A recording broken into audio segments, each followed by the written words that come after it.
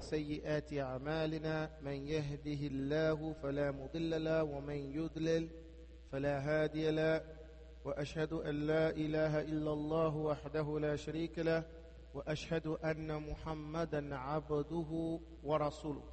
Alhamdulillah, we're here today and we're taking a few classes. This class goes on the title of How to be a Talib Ul Ilm. How to be a Talib Ul Ilm. And one of the things that a Talib Ul Ilm has to do, he has to be in place when the teacher shows up with his utensils and everything ready so that he doesn't miss anything or distract the teacher. So from this we find the hadith when the Messenger of Allah sallallahu alaihi wasallam used to talk. They used to sit so still that it was as if birds were sitting on their heads. And you know you have to sit very still for a bird to even come close to you, let alone to land on you and sit there. And this is used as an expression to show how still they sat. Nowadays, we take classes from the internet and we take them, in live as well. And the students are not having any respect for stillness and not distracting the teacher. From my experience, it's a lot of the chat boxes, everything, asking the teacher questions that have nothing to do with the topic, or not even waiting until the teacher gets his thoughts out of his head. Leave that alone, man. Gets his thoughts out of his head to ask him about something. So this is one of the jewels of being a Talib Ul Ilm, is that the students have to learn how to sit still, and it's under the bab of listening attentively. It's under the chapter of listening attentively, paying attention and understanding not only the words that are said, but the intention of the speaker, what he intended with that speech. That's what it means to be a good listener, and not being distracted by things in your head that you can't follow the teacher. Another thing that a Talib Ul Ilm has to remember is how to set up his page. Let's say this is his page.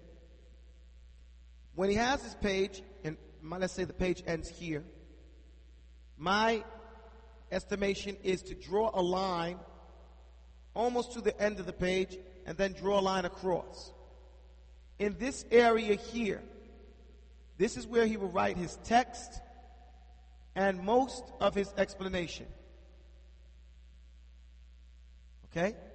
In this line here, he will write vocabulary, any words that he doesn't understand, any question he has about a particular point. And the reason why this goes up and down is because let's say this is the text and he skips a line. Skip. Text. Skip. Text. Skip. Why is he doing this? He's doing this so that the text is already written out. Whatever he's supposed to study that day with the teacher, he's already written it out and skipped the line or made some space so that when he comes to class, he doesn't have to write it down. Again, so he can pay more attention, right? He can listen more effectively. And as he's following the explanation of the text, he can say, oh, I had a question here. You see this? He's following, oh, I had a question here. Question here. Now, how does he know his question's answered? He puts a line through it. It was answered. And then, so as not to forget, he writes down over here in small print, and I always say to write here on an angle. To write in an angle. Either up or down. It doesn't make a difference. At an angle. This is from the adab that we find in the olden text, that on the sideline, we call it the hamish. The text, some answers or something was written here. What does the skipped line mean then? The skipped line is as well for answers. For example, we have a particular text and there's a word right here that he does not understand. So then he puts a question mark there, or he puts a question mark here. right? And he overlines that word. Then let's say as he's going on, he doesn't interrupt the sheikh or the teacher. The teacher tells him the meaning of that word, and he writes that meaning right here. Intention. He writes it under there. So then he puts a line through his question. Right? Because he realizes this was the question. Let's say he didn't put it. That was a word I didn't understand. That's the meaning of it right there. You guys understand that? Now, all throughout the case, something hits his mind. Something comes across his mind. He wants to say something. He writes it down here. You understand? Now, he wants to, no, let the young boys do it. Let the young boys do it. Then he starts to write down here whatever comment or question he had. Okay? Anything he wanted to say. Yeah. Right over here. So that when he gets an opportunity, he can now ask, Ya Sheikh, Ya Ustad. And this is the adab. Ya Ustad, oh teacher, oh my Sheikh. It's weak. You say, you don't have to say, I have a question. Because he's a teacher. She's a teacher. Obviously, if you said, Ya Ustad, Ya Ustada, oh professor, you have a question or a comment. There is nothing else you can have. Isn't that right, Dr. Saif? You know, you either have a question or you have a comment. We don't need to know which one. We can figure that out as you begin to talk. If you begin to say, you know what, I have a question. I have a question. I have a question. I have a comment. You're wasting time. You're wasting time. And all you have to say is, Ya Sheikh, and then, or Ya Ustad, Ya Ustada. Say, yes, ask your question. That's much simpler, and it makes the process go quicker. Do you guys understand that? Now, there's another point here. Being a Talib Ul Ilm, you have to learn how to ask a good question.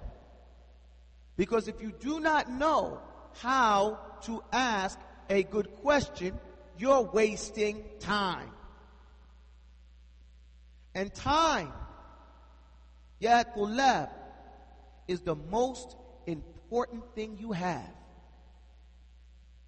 There is no other commodity that is more precious to the believer, to the conscious individual, consciousness meaning taqwa, than time.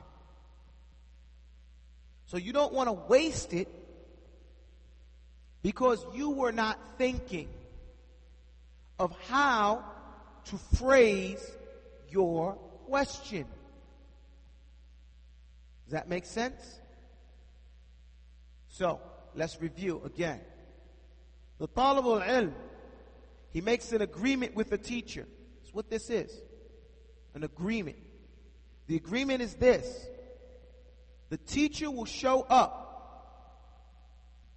and teach you. Meaning, what does teach mean? Because we have to understand what this agreement is. That means they will explain to you something that you do not know for sure, that you are unclear about, or that you need some confirmation. Okay? Meaning you think you know it, but you have not been confirmed. And confirmation comes when that teacher comes. Why is he a teacher? Because he can claim, or she can claim, that his or her teachers told them, you are now qualified to teach what I have taught you, and I have learned it from my teachers who told me that I was qualified to teach it, and they have learned it from their teachers who told them, until it gets back to Mustafa sallallahu alayhi wasallam. Okay? And there is a point where some things you haven't learned directly from your teachers, but they gave you the foundation. And then they ajazakumul am. They gave you a general permission to teach because of the level that you've reached. Now you can study other things because you have all the tools. And so at our stage, what I encourage is the teaching of the tools. Because once you learn how to, first you get them, then you learn how to use them, then you can be more effective and you won't waste time. So, the agreement is the teacher will come ready to teach you those texts and those wise wisdom points that have been passed down to him or her. And on your side, you will be ready to learn. What does learning entail? Learning entails that you come to class not tired. Okay? The teacher can come to class tired because they're not making it up. They're coming, they're talking to you, they're telling you things that they know. Half the lessons I got in Mauritania, the Sheikh was laying down. Rahimahullah. Or he laid down while he was teaching the class. And it did not do anything but enhance the lesson. He relaxed and let it go. And we like it when he starts letting it go. Okay? So, you will be ready. The teacher ain't supposed to come to the class and wait for you. It's not that way. It's not the souk. It's not a marketplace. We wait for customers. No. The students should wait for the teacher. This is the adab. The students wait for the teacher to show up and they busy themselves. They need this time. Mentally preparing themselves first and foremost. Secondly, preparing their paper. Laying out their paper. Getting ready to learn whatever they have come that day to learn. Normally, it's upon the student to memorize whatever he wants to learn from the teacher. That is the way that I learned. And that is the best way in my estimation. For example, if you say you're going to learn hadith, then you memorize the hadith before you come to class if you're doing an intense study of it. If it's not, and you're going to go through the hadith, then that's not an issue. But then the issue should be that you should be able to read well. You can't study hadith if you can't read well. It's impossible for you to say you know the hadith and you can't even read it. Is that understandable? So, this is one thing, that's if it's hadith. If it's a text, a classical text, then you should know what the text is. And the first lesson should be about squaring away the language of the text. Meaning you go through the entire text, making sure the language is correct from the way the sheikh is going to teach you from your notes or your text that you have. So any words that are wrong, he corrects it. And you go by your sheikh's wording. Not by the wording you have on your paper. Okay? He tells you the word, you say, but it says this and there. He'll say, well, put this here or leave that there. Depends up, it's his call. And you don't say, well, but, this one, I got this from Mektaba to, Boriki. They're good. No, you don't say that. Then go to Mektaba Boriki and have them teach you the text. You understand the point? If you're going to take it from the teacher, then take his language that he puts and interposes, or not interposes actually, but says belongs there. And that might be a riwayah, a narration. Everybody follow me? So you have that on the first lesson. So by the second lesson, whatever amount you think you can accomplish or that he will go over, you try to have it memorized and written down and spaced on the paper. You can't go over it enough because you haven't learned it yet, right? So you can sit with your companions, going over the text, thinking about good questions that might come up. And sometimes when you have questions already written out, the sheikh will go over them and you put a line through them. Not scribble, scrabble. One line through it. So the question can still be ascertained. It still can be read. You're not putting a line through it so you can't see it. You're putting a line through it to show that you got it answered. And more than likely, you should write down the answer. Because what happens sometimes, we forget. And we knew the answer at one time, but then we come back 10 years later, literally, and we look at that and say, man, I wish I would have wrote that down. I wish I would have written it down. And that would have been some greater benefit for you at that time. So we say, a little dried ink is stronger than the strongest memory. It lasts longer.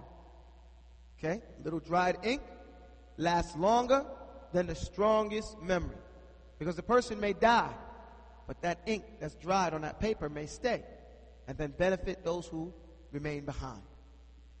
This is what I have for you guys as a lesson today. One lasting point. The purpose of learning is, and that's general.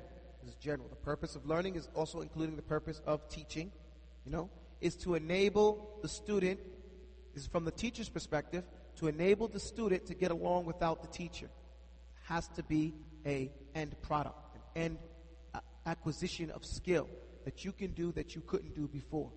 To enable the student to get along without the teacher. From the student's perspective, it is to make something clear. To walk away with clarity. Something that was not clear in the beginning. Or that you thought was clear, now you know it is. Because you got confirmation. So when you've learned something, it means something has become clear. Don't say to the teacher, "Oh, I never knew that." Okay. Now you know. That's why you came. No, seriously. Some people say, "Well, you're saying that. I never heard that before." Well, alhamdulillah. Praise Allah.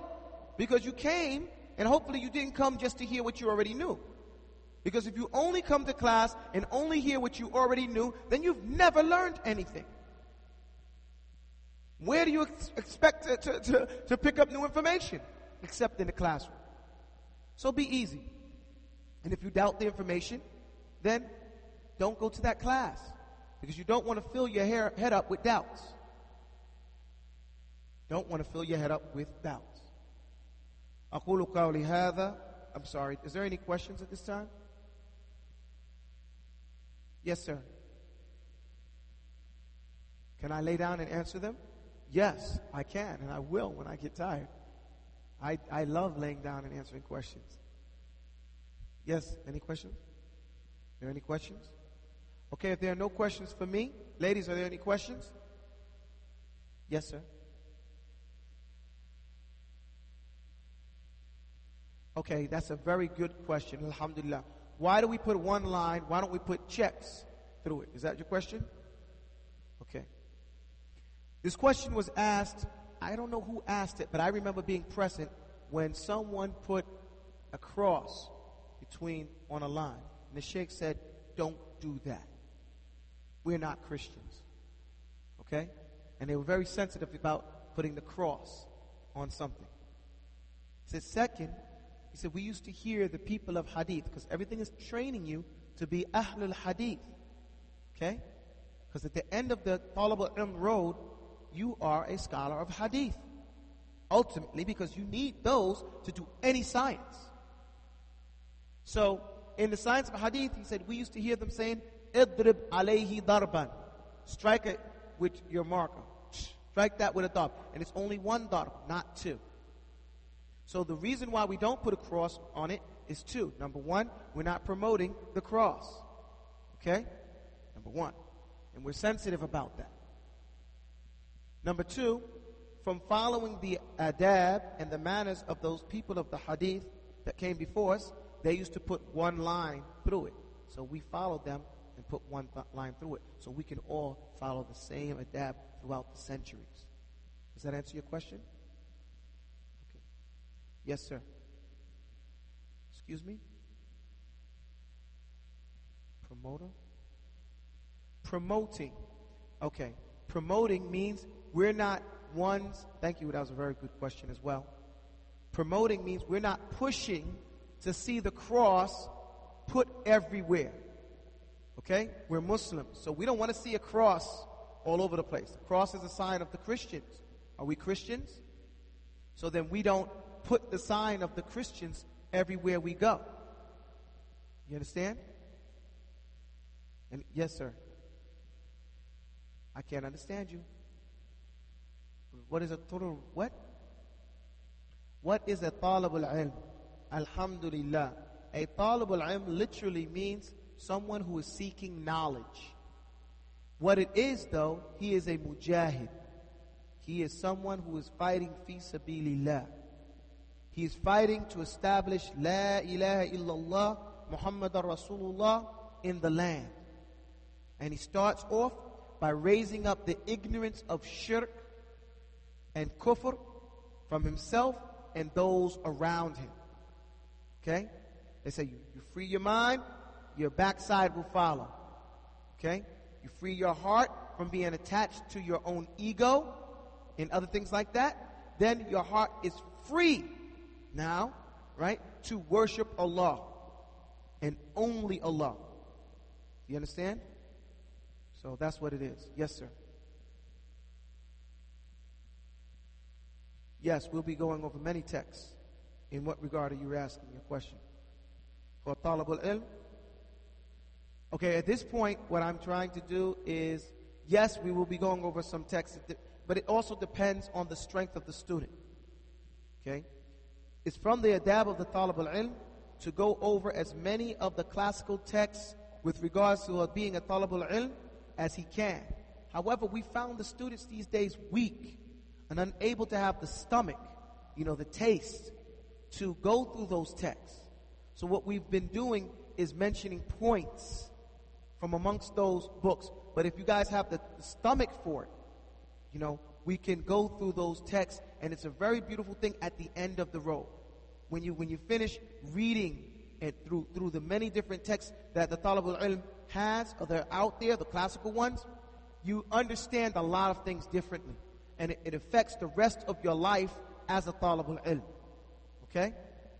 But again, the people have not shown a predilection to do the long work. They want what we call the gist of it. What does it mean when you get the gist of something? Yeah, right. They want to summarize a version of it. So hit me quick so I can keep going. So we are phasing these classes to feed that desire so that we can get them accustomed to that, and then maybe as they go along, they develop more of a strength, more of a taste. They can handle more. Does that make sense? Inshallah ta'ala. There are no questions for me. I have a few questions for you. Why do we set up our page in this fashion? What do we use? What do we set this side of the page up for? What's that? Right, vocabulary. Any words or any comments that we need to put with regards to each line so we can follow that line, right? What do we do down here on the bottom of the page or at the last third of the page? Because this should be 75, this should be 25, percentage-wise. Yes, sir. Write your questions and comments. Well, some of your comments, explanation will be here, yeah, but longer questions and answers of them will be down here. Okay? So you want questions and answers, and there'll be answers all throughout. Why are we skipping a line? Right, that's a good answer. Why? For what? What are we going to write? What things? No, that's not a good enough answer, sir. Yes, sir.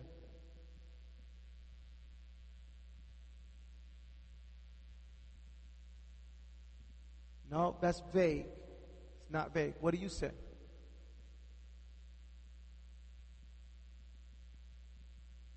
No, that's incorrect. The key points come over here, and the comments and questions and answers come down here.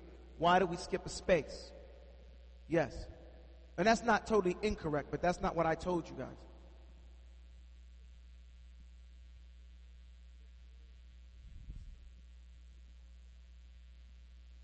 Right. Over it. We put the correct word over it when you can. If you can't, then you put it under it or even at the side. Yes. No ums. Go again.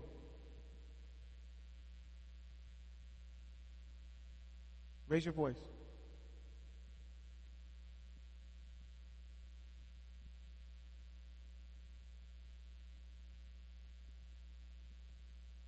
No.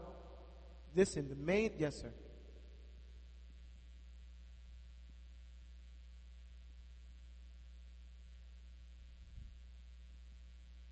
Right, that's the main reason.